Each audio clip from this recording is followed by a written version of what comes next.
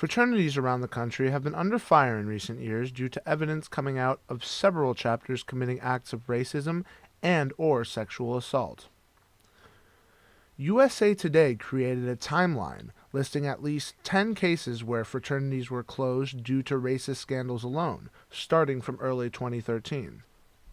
The video about to play is of members of Oklahoma University's SAE chapter singing a racist chant on a bus. Warning, this video contains inappropriate language. There'll never be a nigger at sea. There'll never be a nigger at sea. You're hanging from a tree, but don't never talk to me. There'll never be a nigger. USC fraternities are now being subjected to follow a new 11-page document with rules that focus on parties and alcohol. These new rules require a fraternity to keep a record of who attends each party, make record of the blueprint of the venue, and submit these records to the university. The clip about to play is from the 2014 movie Neighbors, which dramatizes the debauchery of fraternity parties.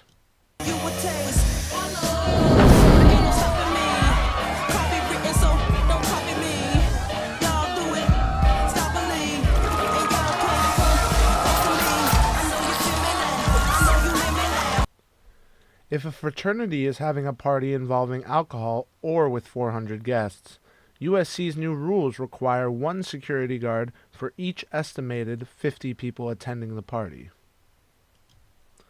Since USC's campus is surrounded by South Central, which is a notoriously dangerous neighborhood, the extra security required in the rules is warranted, but may be a bit excessive. The security guards rarely interact with the actual people in the house during the party, so I think it's not an accurate representation to compare each security guard to a number of people in the house. It's more of their role kind of stops with keeping people out of the house that they don't want in there. So if you have a base number of security guards, that should work. According to the new policies, partygoers unaffiliated with said fraternity who have had 2 or more alcoholic drinks cannot go past the public space in the fraternity house until 8 a.m. the next day. I think that there's a very good chance that all these regulations and guidelines are being put into place because of sexual assault, because sexual assault is happening pretty frequently in the fraternity system around the nation.